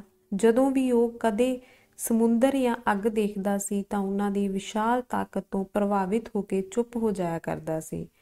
ਉਹ ਸੋਚਿਆ, ਮੈਂ ਭੇਡਾਂ ਤੋਂ ਸਿੱਖਿਆ ਹੈ ਅਤੇ ਕ੍ਰਿਸਟਲ ਦੇ ਸਮਾਨ ਤੋਂ ਵੀ ਸਿੱਖਿਆ ਹੈ। ਹੁਣ ਮੈਂ ਮਾਰੂਥਲ ਤੋਂ ਵੀ ਕੁਝ ਸਿੱਖ ਸਕਾਂਗਾ। ਇਹ ਬਹੁਤ ਹੀ ਪੁਰਾਣਾ ਅਤੇ ਸਿਆਣਾ ਪ੍ਰਤੀਤ ਹੁੰਦਾ ਹੈ। ਹਵਾ ਲਗਾਤਾਰ ਵਗ ਰਹੀ ਸੀ ਅਤੇ ਮੁੰਡੇ ਨੂੰ ਉਸ ਦਿਨ ਦਾ ਚੇਤਾ ਆਇਆ ਜਿਸ ਦਿਨ ਉਹ ਤਾਰੀਫਾਂ ਦੇ ਕਿਲੇ ਦੀ ਕੰਧ ਤੇ ਬੈਠਾ ਸੀ ਅਤੇ ਇਹੀ ਹਵਾ ਉਸਦੇ ਚਿਹਰੇ ਨੂੰ ਛੋਹ ਰਹੀ ਸੀ। ਇਸ ਨਾਲ ਉਸਨੂੰ ਭੇਡਾਂ ਦੀ ਉੱਨ ਚੇਤੇ ਆ ਗਈ। ਉਹ ਉਸਦੀਆਂ ਆਪਣੀਆਂ ਭੇਡਾਂ, ਜਿਹੜੀਆਂ ਅੱਜ ਵੀ ਸਦਾ ਵਾਂਗ ਹੀ ਅੰਦਾਲੂਸ਼ੀਆ ਦੇ ਖੇਤਾਂ ਵਿੱਚੋਂ ਖੁਰਾਕ ਤੇ ਪਾਣੀ ਲੱਭ ਰਹੀਆਂ ਸਨ। ਉਸਨੇ ਬਿਨਾਂ ਉਦਰੇਵੇਂ ਦੇ ਆਪਣੇ ਆਪ ਨੂੰ ਕਿਹਾ, ਹੁਣ ਉਹ ਮੇਰੀਆਂ ਭੇਡਾਂ ਨਹੀਂ ਰਹਿ ਗਈਆਂ। ਹੁਣ ਤੱਕ ਉਹਨਾਂ ਨੂੰ ਨਵੇਂ ਆਜੜੀ ਦੀ ਆਦਤ ਪੈ ਚੁੱਕੀ ਹੋਵੇਗੀ ਅਤੇ ਖਬਰੇ ਮੈਨੂੰ ਭੁੱਲ ਵੀ ਗਈਆਂ ਹੋਣਗੀਆਂ। ਇਹ ਚੰਗਾ ਹੀ ਹੈ, ਭੇਡਾਂ ਵਰਗੇ ਜਾਨਵਰ ਜਿਨ੍ਹਾਂ ਨੂੰ ਤੁਰਨ ਦੀ ਆਦਤ ਹੈ, ਅੱਗੇ ਵੱਲ ਨੂੰ ਤੁਰਨਾ ਜਾਣਦੇ ਹਨ। ਉਸਨੇ ਵਪਾਰੀ ਦੀ ਧੀ ਬਾਰੇ ਸੋਚਿਆ ਤੇ ਉਸਦੇ ਮਨ ਵਿੱਚ ਇਹ ਪੱਕੀ ਧਾਰਨਾ ਬਣੀ ਕਿ ਉਹ ਹੁਣ ਤੱਕ ਵਿਆਹੀ ਗਈ ਹੋਣੀ ਹੈ। ਖਬਰੇ ਕਿਸੇ ਤੰਦੂਰੀਏ ਨੂੰ ਜਾਂ ਫਿਰ ਕਿਸੇ ਹੋਰ ਆਜੜੀ ਨੂੰ ਜਿਹੜਾ ਪੜ੍ਹ ਵੀ ਸਕਦਾ ਹੋਵੇ ਅਤੇ ਉਸਨੂੰ ਸਵਾਦਲੀਆਂ ਕਹਾਣੀਆਂ ਵੀ ਸੁਣਾ ਸਕਦਾ ਹੋਵੇ। ਆਖਿਰਕਾਰ ਸਿਰਫ ਉਹੀ ਤਾਂ ਇੱਕੋ ਇੱਕ ਐਸਾ ਆਜੜੀ ਨਹੀਂ ਸੀ ਜਿਹੜਾ ਇਹ ਸਭ ਕੁਝ ਕਰ ਸਕਦਾ ਹੋਵੇ। ਪਰ ਉਹ ਊਠ ਵਾਲੇ ਦੀ ਕਹੀ ਹੋਈ ਗੱਲ ਨੂੰ ਇੱਕਦਮ ਸਮਝਣ ਉੱਤੇ ਬਹੁਤ ਖੁਸ਼ ਸੀ। ਖਬਰੇ ਉਹ ਵੀ ਉਸ ਸੰਸਾਰ ਵਿਆਪੀ ਭਾਸ਼ਾ ਨੂੰ ਸਿੱਖ ਰਿਹਾ ਸੀ ਜਿਹੜੀ ਸਭ ਕੌਮਾਂ ਦੇ ਭੂਤਕਾਲ ਅਤੇ ਵਰਤਮਾਨ ਨਾਲ ਸੰਬੰਧ ਰੱਖਦੀ ਹੈ। ਉਸ ਦੀ ਮਾਂ ਇਸ ਨੂੰ ਫੁਰਨਾ ਕਿਹਾ ਕਰਦੀ ਸੀ। ਮੁੰਡਾ ਇਹ ਸਮਝਣ ਲੱਗ ਪਿਆ ਸੀ ਕਿ ਭਵਿੱਖ ਬਾਰੇ ਫੁਰਨ ਦਾ ਮਤਲਬ ਇਹ ਹੈ ਕਿ ਬੰਦੇ ਦੀ ਆਤਮਾ ਜ਼ਿੰਦਗੀ ਦੇ ਵਿਆਪਕ ਵਹਿਣ ਵਿੱਚ ਅਚਨਚੇਤ ਸ਼ਾਮਿਲ ਹੋ ਗਈ ਹੈ, ਜਿੱਥੇ ਸਭ ਕੌਮਾਂ ਦੇ ਇਤਿਹਾਸ ਇੱਕ ਦੂਜੇ ਨਾਲ ਜੁੜੇ ਹੋਏ ਹਨ ਅਤੇ ਅਸੀਂ ਸਭ ਕੁਝ ਜਾਣਨ ਦੇ ਸਮਰੱਥ ਹੋ ਜਾਂਦੇ ਹਾਂ ਕਿਉਂਕਿ ਸਭ ਕੁਝ ਹੀ ਉੱਥੇ ਲਿਖਿਆ ਗਿਆ ਹੁੰਦਾ ਹੈ। ਮਕਤੂਬ, ਮੁੰਡੇ ਨੇ ਕ੍ਰਿਸਟਲ ਦੇ ਵਪਾਰੀ ਨੂੰ ਚੇਤੇ ਕਰਦੇ ਹੋਏ ਕਿਹਾ। ਮਾਰੂਥਲ ਵਿੱਚ ਦੂਰ ਦੂਰ ਤੱਕ ਰੇਤਾ ਹੀ ਰੇਤਾ ਸੀ ਅਤੇ ਕਦੇ-ਕਦੇ ਪਥਰੀਲਾ ਇਲਾਕਾ ਵੀ ਆ ਜਾਂਦਾ ਸੀ। ਜਦੋਂ ਕਦੇ ਕਾਫਲੇ ਦੇ ਸਾਹਮਣੇ ਕੋਈ ਵੱਡਾ ਪੱਥਰ ਆ ਜਾਂਦਾ ਤਾਂ ਇਹ ਇਸ ਪੱਥਰ ਨੂੰ ਵਲ ਕੇ ਲੰਘਦਾ। ਕਦੇ-ਕਦੇ ਵੱਡਾ ਸਾਰਾ ਪਥਰੀਲਾ ਇਲਾਕਾ ਆ ਜਾਂਦਾ ਤਾਂ ਉਹਨਾਂ ਨੂੰ ਵੱਡਾ ਵਲ ਪਾਉਣਾ ਪੈਂਦਾ। ਜੇ ਰੇਤ ਬਹੁਤ ਬਰੀਕ ਹੁੰਦੀ ਅਤੇ ਜਾਨਵਰਾਂ ਦੇ ਖੁਰਾਂ ਵਿੱਚ ਫਸ ਜਾਂਦੀ ਤਾਂ ਐਸਾ ਰਸਤਾ ਲੱਭਣਾ ਪੈਂਦਾ ਜਿੱਥੇ ਮੋਟੀ ਰੇਤਾ ਹੋਵੇ। ਕਈ ਥਾਵਾਂ ਤੇ ਜ਼ਮੀਨ ਉੱਤੇ ਸੁੱਕ ਗਈਆਂ ਹੋਈਆਂ ਝੀਲਾਂ ਦਾ ਲੂਣ ਵੀ ਦਿਖਾਈ ਦਿੰਦਾ ਸੀ। ਜਾਨਵਰ ਅਜਿਹੇ ਥਾਵਾਂ ਤੇ ਰਿੰਗਦੇ ਅਤੇ ਊਠ ਚਾਲਕ ਇਹਨਾਂ ਤੋਂ ਹੇਠਾਂ ਉਤਰ ਕੇ ਸਮਾਨ ਲਾਉਣ ਲਈ ਮਜਬੂਰ ਹੋ ਜਾਂਦੇ। ਅਜਿਹੇ ਖੇਤਰਾਂ ਵਿੱਚੋਂ ਊਠ ਚਾਲਕ ਸਮਾਨ ਖੁਦ ਚੁੱਕ ਕੇ ਲੈ ਜਾਂਦੇ ਅਤੇ ਲੰਘਣ ਤੋਂ ਬਾਅਦ ਫਿਰ ਊਠਾਂ ਤੇ ਲੱਦ ਲੈਂਦੇ। ਜੇ ਕੋਈ ਗਾਡੀ ਰਾਹ ਬਿਮਾਰ ਹੋ ਜਾਂਦਾ ਤਾਂ ਬਾਕੀ ਦੇ ਊਠ ਚਾਲਕ ਪਰਚੀਆਂ ਪਾ ਕੇ ਨਵਾਂ ਬੰਦਾ ਚੁਣ ਲੈਂਦੇ। ਪਰ ਇਹ ਸਭ ਕੁਝ ਸਿਰਫ ਇੱਕੋ ਇੱਕ ਮਕਸਦ ਲਈ ਹੋ ਰਿਹਾ ਸੀ। ਭਾਵੇਂ ਕਾਫਲੇ ਨੂੰ ਕਿੰਨੇ ਵੀ ਵੱਲ ਖਾਣੇ ਪਏ ਹੋਣ ਅਤੇ ਕਿੰਨੀ ਵਾਰੀ ਰਸਤਾ ਬਦਲਣਾ ਪਿਆ ਹੋਵੇ, ਪਰ ਫਿਰ ਵੀ ਇੱਕੋ ਦਿਸ਼ਾ ਵੱਲ ਵੱਧ ਰਿਹਾ ਸੀ। ਜਦੋਂ ਰਸਤੇ ਵਿੱਚ ਆਈ ਰੁਕਾਵਟ ਪਾਰ ਕਰ ਲਈ ਜਾਂਦੀ ਤਾਂ ਕਾਫਲਾ ਫਿਰ ਉਸ ਤਾਰੇ ਦੀ ਦਿਸ਼ਾ ਵੱਲ ਨੂੰ ਚੱਲਣਾ ਸ਼ੁਰੂ ਕਰ ਦਿੰਦਾ ਜਿਸ ਤਾਰੇ ਦੀ ਦਿਸ਼ਾ ਵੱਲ ਨਖਲਿਸਤਾਨ ਮੌਜੂਦ ਸੀ। ਜਦੋਂ ਲੋਕ ਵੱਡੇ ਤੜਕੇ ਅਸਮਾਨ ਵਿੱਚ ਉਹ ਤਾਰਾ ਚਮਕਦਾ ਦੇਖਦੇ ਤਾਂ ਉਹ ਸਮਝ ਜਾਂਦੇ ਕਿ ਉਹ ਸਹੀ ਦਿਸ਼ਾ ਵੱਲ ਜਾ ਰਹੇ ਹਨ, ਜਿੱਥੇ ਪਾਣੀ ਹੈ, ਖੰਜੂਰ ਦੇ ਦਰਖਤ ਹਨ, ਮਕਾਨ ਹਨ ਅਤੇ ਹੋਰ ਲੋਕ ਹਨ। ਸਿਰਫ ਅੰਗਰੇਜ਼ ਹੀ ਇਸ ਸਭ ਕਾਸੇ ਤੋਂ ਅਣਭੂਲ ਸੀ। ਉਹ ਬਹੁਤਾ ਸਮਾਂ ਆਪ ਦੀਆਂ ਕਿਤਾਬਾਂ ਵਿੱਚ ਹੀ ਖੁੱਭਾ ਰਹਿੰਦਾ ਸੀ। ਮੁੰਡੇ ਕੋਲ ਵੀ ਆਪਣੀ ਕਿਤਾਬ ਸੀ ਅਤੇ ਉਸਨੇ ਸਫ਼ਰ ਦੇ ਪਹਿਲੇ ਕੁਝ ਦਿਨਾਂ ਦੌਰਾਨ ਇਸ ਨੂੰ ਪੜ੍ਹਨ ਦੀ ਕੋਸ਼ਿਸ਼ ਵੀ ਕੀਤੀ ਸੀ, ਪਰ ਉਸਨੇ ਮਹਿਸੂਸ ਕੀਤਾ ਕਿ ਕਿਤਾਬ ਪੜ੍ਹਨ ਦੀ ਥਾਂ ਕਾਫਲੇ ਨੂੰ ਦੇਖਣਾ ਅਤੇ ਹਵਾ ਨੂੰ ਸੁਣਨਾ ਵਧੇਰੇ ਦਿਲਚਸਪ ਹੁੰਦਾ ਹੈ। ਜਿਉਂ ਹੀ ਉਸਨੇ ਆਪਣੇ ਊਠ ਨੂੰ ਚੰਗੀ ਤਰ੍ਹਾਂ ਜਾਣਨਾ ਸਿੱਖ ਲਿਆ ਅਤੇ ਉਸ ਨਾਲ ਚੰਗਾ ਸੰਬੰਧ ਕਾਇਮ ਕਰ ਲਿਆ ਤਾਂ ਉਸਨੇ ਕਿਤਾਬ ਵਗਾ ਮਾਰੀ। ਭਾਵੇਂ ਮੁੰਡੇ ਨੂੰ ਇਹ ਭਰਮ ਹੋ ਗਿਆ ਸੀ ਕਿ ਉਹ ਜਦੋਂ ਵੀ ਕਿਤਾਬ ਫੈਸਲਾ ਕੀਤਾ ਕਿ ਇਸ ਨੂੰ ਚੁੱਕੀ ਰੱਖਣਾ ਬੇਲੋੜਾ ਬੋਝ ਹੈ। ਉਸਨੇ ਊਠ ਚਾਲਕ ਨਾਲ ਵੀ ਦੋਸਤੀ ਕਰ ਲਈ ਜਿਹੜਾ ਉਸਦੇ ਨਾਲ ਹੀ ਸਫ਼ਰ ਕਰ ਰਿਹਾ ਸੀ। ਰਾਤ ਨੂੰ ਜਦੋਂ ਉਹ ਅੱਗ ਦੇ ਦੁਆਲੇ ਬੈਠੇ ਹੁੰਦੇ ਤਾਂ ਮੁੰਡਾ ਊਠ ਵਾਲੇ ਨੂੰ ਆਪਣੇ ਆਜੜੀ ਵੇਲੇ ਦੀਆਂ ਘਟਨਾਵਾਂ ਸੁਣਾਉਂਦਾ। ਇਸ ਤਰ੍ਹਾਂ ਦੀ ਗੱਲਬਾਤ ਦੌਰਾਨ ਹੀ ਇੱਕ ਵਾਰ ਊਠ ਵਾਲੇ ਨੇ ਉਸਨੂੰ ਆਪਣੀ ਜ਼ਿੰਦਗੀ ਬਾਰੇ ਦੱਸਿਆ। ਉਸ ਕਿਹਾ, ਮੈਂ ਅਲ ਕੈਰਮ ਨੇੜੇ ਰਹਿੰਦਾ ਹਾਂ, ਮੇਰਾ ਆਪਣਾ ਬਾਗ ਹੈ, ਮੇਰੇ ਬੱਚੇ ਹਨ ਅਤੇ ਮੇਰੀ ਜ਼ਿੰਦਗੀ ਐਸੀ ਹੈ ਜਿਹੜੀ ਉਦੋਂ ਤੱਕ ਐਵੇਂ ਹੀ ਚੱਲਦੀ ਰਹੇਗੀ ਜਦੋਂ ਤੱਕ ਮੈਂ ਮਰ ਨਹੀਂ ਜਾਂਦਾ। 1 ਸਾਲ ਜਦੋਂ ਫਸਲ ਬਹੁਤ ਵਧੀਆ ਹੋਈ, ਅਸੀਂ ਸਾਰੇ ਮੱਕੇ ਗਏ ਅਤੇ ਮੈਂ ਆਪਣੀ ਜ਼ਿੰਦਗੀ ਦੀ ਇਸ ਇੱਕੋ ਇੱਕ ਅਧੂਰੀ ਇੱਛਾ ਦੇ ਪੂਰੀ ਹੋਣ 'ਤੇ ਸੰਤੁਸ਼ਟ ਹੋ ਗਿਆ।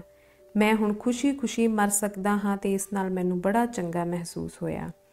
ਇੱਕ ਦਿਨ ਧਰਤੀ ਕੰਬਣ ਲੱਗੀ ਅਤੇ ਨੀਲ ਦਰਿਆ ਆਪਣੇ ਕਿਨਾਰਿਆਂ ਨੂੰ ਤੋੜ ਕੇ ਵਹਿ ਗਿਆ। ਮੈਂ ਸੋਚਿਆ ਕਰਦਾ ਸਾਂ ਕਿ ਅਜਿਹਾ ਹੋਰਾਂ ਨਾਲ ਹੀ ਵਾਪਰ ਸਕਦਾ ਹੈ, ਮੇਰੇ ਨਾਲ ਨਹੀਂ।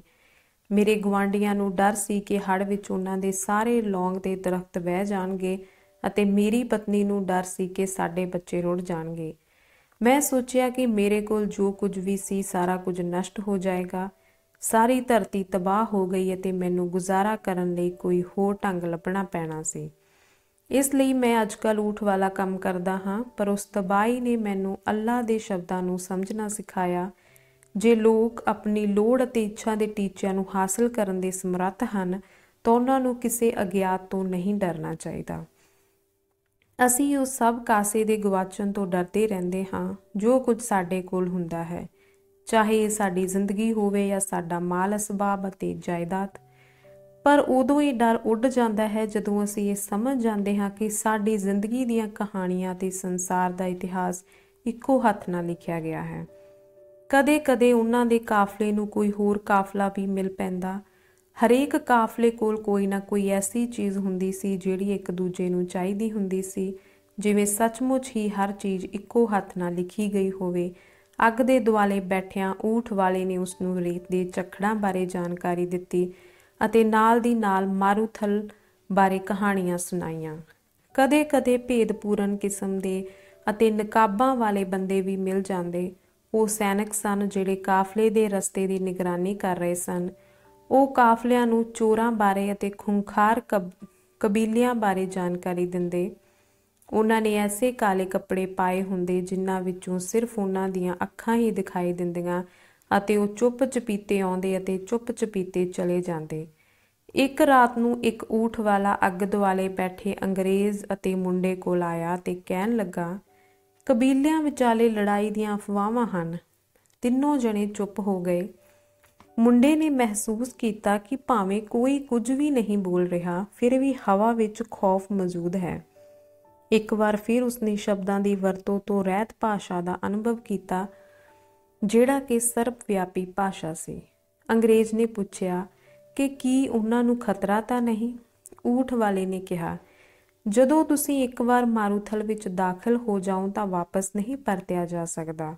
ਅਤੇ ਜੇ ਤੁਸੀਂ ਵਾਪਸ ਹੀ ਨਹੀਂ ਜਾ ਸਕਦੇ ਤਾਂ ਤੁਹਾਨੂੰ ਸਿਰਫ ਇਸ ਗੱਲ ਦੀ ਚਿੰਤਾ ਕਰਨੀ ਚਾਹੀਦੀ ਹੈ ਕਿ ਅੱਗੇ ਵੱਲ ਨੂੰ ਵਧਣ ਦਾ ਸਭ ਤੋਂ ਵਧੀਆ ਢੰਗ ਕਿਹੜਾ ਹੈ।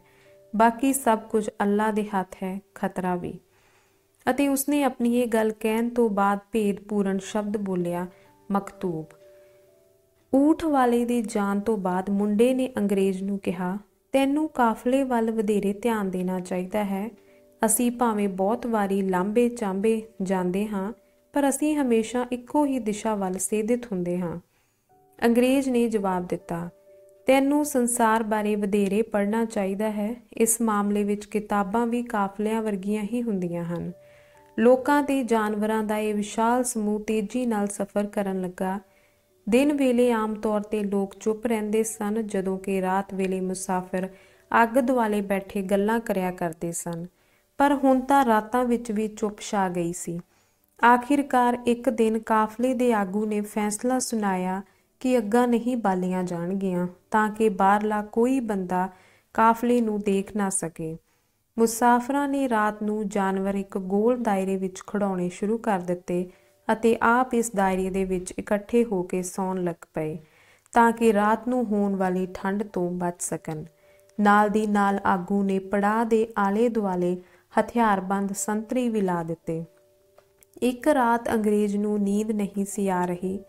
ਉਸਨੇ ਮੁੰਡੇ ਨੂੰ ਬੁਲਾਇਆ ਤੇ ਉਸਨੂੰ ਨਾਲ ਲੈ ਕੇ ਪੜਾਅ ਦੇ ਆਲੇ ਦੁਆਲੇ ਦੇ ਰੇਤ ਦੇ ਟਿੱਬਿਆਂ ਵੱਲ ਨੂੰ ਸੈਰ ਤੇ ਲੈ ਗਿਆ। ਪੂਰਨਮਾਸ਼ੀ ਦੀ ਰਾਤ ਸੀ ਅਤੇ ਮੁੰਡੇ ਨੇ ਅੰਗਰੇਜ਼ ਨੂੰ ਆਪਣੇ ਜੀਵਨ ਦੀ ਕਹਾਣੀ ਦੱਸੀ। ਅੰਗਰੇਜ਼ ਮੁੰਡੇ ਵੱਲੋਂ ਸ਼ੀਸ਼ੇ ਦੇ ਸਮਾਨ ਦੀ ਦੁਕਾਨ ਵਿੱਚ ਕੰਮ ਕਰਨ ਤੋਂ ਬਾਅਦ ਕੀਤੀ ਤਰੱਕੀ ਤੇ ਖਾਸ ਤੌਰ ਤੇ ਖੁਸ਼ ਸੀ। ਇਹੀ ਉਹ ਅਸੂਲ ਹੈ ਜਿਸ 'ਤੇ ਸਾਰੀਆਂ ਚੀਜ਼ਾਂ ਨਿਰਭਰ ਕਰਦੀਆਂ ਹਨ। ਧਾਤਸਾਜੀ ਵਿੱਚ ਇਸ ਨੂੰ ਸੰਸਾਰ ਦੀ ਆਤਮਾ ਕਹਿੰਦੇ ਹਨ। ਜਦੋਂ ਤੁਸੀਂ ਕਿਸੇ ਚੀਜ਼ ਨੂੰ ਆਪਣੇ ਦਿਲੋਂ ਚਾਹੁੰਦੇ ਹੋ, ਉਦੋਂ ਹੀ ਤੁਸੀਂ ਸੰਸਾਰ ਦੀ ਆਤਮਾ ਦੇ ਸਭ ਤੋਂ ਨੇੜੇ ਹੁੰਦੇ ਹੋ। ਇਹ ਹਮੇਸ਼ਾ ਹੀ ਇੱਕ ਹਾਂਦਰੂ ਸ਼ਕਤੀ ਹੈ। ਉਸਨੇ ਇਹ ਵੀ ਕਿਹਾ ਕਿ ਅਜਿਹਾ ਸਿਰਫ ਮਨੁੱਖਾਂ ਵਿੱਚ ਹੀ ਨਹੀਂ ਹੁੰਦਾ, ਸਗੋਂ ਧਰਤੀ ਉਤਲੀ ਹਰੇਕ ਚੀਜ਼ ਵਿੱਚ ਵੀ ਕੋਈ ਆਤਮਾ ਹੁੰਦੀ ਹੈ, ਚਾਹੇ ਉਹ ਕੋਈ ਪਦਾਰਥ ਹੋਵੇ, ਸਬਜ਼ੀ ਹੋਵੇ, ਜਾਨਵਰ ਹੋਵੇ ਜਾਂ ਇੱਥੋਂ ਤੱਕ ਕਿ ਇੱਕ ਸਧਾਰਨ ਸੋਚ ਵੀ।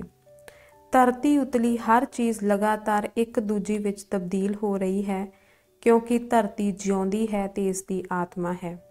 ਅਸੀਂ ਇਸੇ ਆਤਮਾ ਦਾ ਹਿੱਸਾ ਹਾਂ, ਇਸ ਲਈ ਅਸੀਂ ਕਦੇ ਵੀ ਇਹ ਸਮਝ ਨਹੀਂ ਸਕਦੇ ਕਿ ਇਹ ਆਤਮਾ ਸਾਡੇ ਲਈ ਕੰਮ ਕਰ ਰਹੀ ਹੈ। ਪਰ ਸ਼ੀਸ਼ੇ ਦੀ ਦੁਕਾਨ ਵਿੱਚ ਤੂੰ ਸ਼ਾਇਦ ਇਹ ਮਹਿਸੂਸ ਕੀਤਾ ਹੋਵੇਗਾ ਕਿ ਸ਼ੀਸ਼ਾ ਵੀ ਤੇਰੀ ਸਫਲਤਾ ਵਿੱਚ ਯੋਗਦਾਨ ਪਾ ਰਿਹਾ ਸੀ। ਮੁੰਡਾ ਚੰਦਰਮਾ ਵੱਲ ਅਤੇ ਚਾਨਣੀ ਵਿੱਚ ਚਮਕ ਰਹੀ ਰੇਤ ਵੱਲ ਦੇਖਦਾ ਹੋਇਆ ਇਸ ਬਾਰੇ ਕੁਝ ਦੇਰ ਸੋਚਦਾ ਰਿਹਾ। ਫਿਰ ਉਹ ਕਹਿਣ ਲੱਗਾ, ਮੈਂ ਕਾਫਲੇ ਨੂੰ ਮਾਰੂਥਲ ਵਿੱਚੋਂ ਲੰਘਦੇ ਨੂੰ ਦੇਖਦਾ ਰਿਹਾ ਹਾਂ।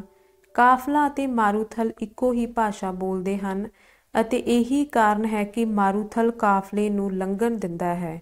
ਇਹ ਕਾਫਲੇ ਦਾ ਹਰ ਕਦਮ 'ਤੇ ਇਮਤਿਹਾਨ ਲੈਂਦਾ ਹੈ ਅਤੇ ਦੇਖਦਾ ਹੈ ਕਿ ਇਹ ਸਮੇਂ ਸਿਰ ਚੱਲ ਰਿਹਾ ਹੈ ਕਿ ਨਹੀਂ, ਅਤੇ ਜੇ ਇਹ ਸਮੇਂ ਸਿਰ ਚੱਲ ਰਿਹਾ ਹੋਵੇ ਤਾਂ ਅਸੀਂ ਜ਼ਰੂਰ ਹੀ ਨਖਲਿਸਤਾਨ ਪਹੁੰਚ ਜਾਵਾਂਗੇ। ਜੇ ਸਾਡੇ ਵਿੱਚੋਂ ਕੋਈ ਜਣਾ ਸਿਰਫ ਆਪਣੇ ਨਿੱਜੀ ਹੌਸਲੇ ਦੇ ਸਿਰ 'ਤੇ ਪਰ ਇਸ ਭਾਸ਼ਾ ਨੂੰ ਸਮਝੇ ਬਿਨਾਂ ਕਾਫਲੇ ਵਿੱਚ ਸ਼ਾਮਿਲ ਹੋਇਆ ਹੁੰਦਾ ਤਾਂ ਇਹ ਸਫ਼ਰ ਹੁਣ ਨਾਲੋਂ ਕਿਤੇ ਜ਼ਿਆਦਾ ਮੁਸ਼ਕਿਲ ਹੁੰਦਾ। ਉਹ ਚੰਦਰਮਾ ਵੱਲ ਦੇਖਦੇ ਉੱਥੇ ਖੜੇ ਰਹੇ। ਮੁੰਡੇ ਨੇ ਕਿਹਾ, ਇਹ ਨਿਸ਼ਾਨੀਆਂ ਦਾ ਜਾਦੂ ਹੈ। ਮੈਂ ਦੇਖਿਆ ਹੈ ਕਿ ਸਾਡੇ ਗਾਡੀ ਰਾਹ ਕਿਵੇਂ ਮਾਰੂਥਲ ਦੀਆਂ ਨਿਸ਼ਾਨੀਆਂ ਪੜ੍ਹਦੇ ਹਨ ਅਤੇ ਕਿਵੇਂ ਕਾਫਲੇ ਦੀ ਆਤਮਾ ਮਾਰੂਥਲ ਦੀ ਆਤਮਾ ਨਾਲ ਗੱਲਾਂ ਕਰਦੀ ਹੈ। ਅੰਗਰੇਜ਼ ਕਹਿਣ ਲੱਗਾ, ਮੈਨੂੰ ਕਾਫਲੇ ਵੱਲ ਵਧੇਰੇ ਧਿਆਨ ਦੇਣਾ ਚਾਹੀਦਾ ਹੈ। ਮੁੰਡੇ ਨੇ ਕਿਹਾ, ਅਤੇ ਮੈਨੂੰ ਕਿਤਾਬਾਂ ਵਧੇਰੇ ਪੜ੍ਹਨੀਆਂ ਚਾਹੀਦੀਆਂ ਹਨ।